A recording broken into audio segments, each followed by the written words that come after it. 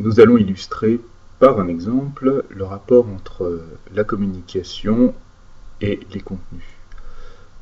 Imaginons que vous voulez débuter une séance ou une séquence par la projection d'une image mobile, courte projection, et que vous n'avez pas choisi le moyen de mettre en scène cette projection, de travailler à la fois votre communication orale, votre communication relationnelle physique et votre communication écrite. Ce n'est certainement pas grave, tout peut fonctionner, tout peut rater aussi, et ce qui est intéressant, c'est de savoir si des problèmes éventuels viennent du contenu ou de la façon dont vous communiquez le contenu à vos élèves. Pour aller rapidement, les choix en fait sont extrêmement nombreux et concernant l'image mobile, ils sont très importants. Est-ce que vous décidez de montrer votre film en ayant prévenu les élèves ou non? Est-ce réellement en début de séance, c'est-à-dire sans que vous ayez pris la parole, ou non?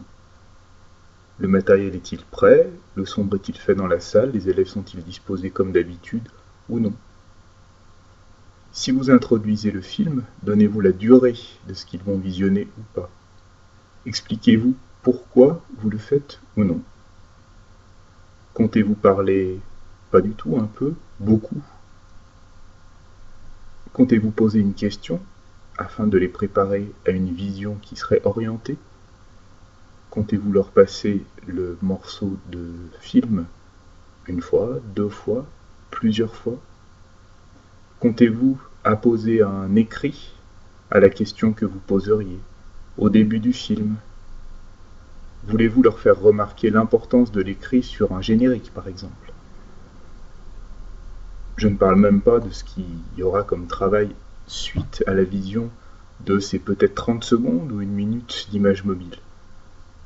Quand on se met à penser à toutes les implications de ce qu'on dit, de ce qu'on fait, on se retrouve avec une complexité certes forte, mais aussi l'intérêt de faire une mise en scène. La mise en scène met une distance entre vous et les élèves. Cette distance est extrêmement importante, car sinon, il y a le risque que l'enseignant se retrouve toujours trop proche des élèves. C'est dur pour lui, c'est dur pour les élèves. La mise à distance permet de scénariser ce que fait l'école par rapport à la vie de tous les jours, c'est-à-dire constituer un lieu de travail, certes artificiel, mais ça fait partie du jeu, mais un lieu de travail dans lequel la notion de travail est mise en scène, ce qui fait que l'élève ne doit pas jouer une réaction seconde par seconde au quotidien qui va être juste ou fausse avec ce lieu de travail. L'élève va se rendre compte que puisqu'il y a lieu artificiel, il va pouvoir, si on lui donne les moyens, si on lui explique les ficelles du fonctionnement de ce lieu, l'élève va pouvoir s'adapter petit à petit, il va pouvoir apprendre, il va pouvoir progresser. Il ne se sentira peut-être plus, en rêvant d'un idéal, prisonnier d'un lieu dans lequel il est éventuellement évalué chaque seconde en ne pouvant réagir qu'avec ce qu'il est et non pas avec ce qu'il apprend.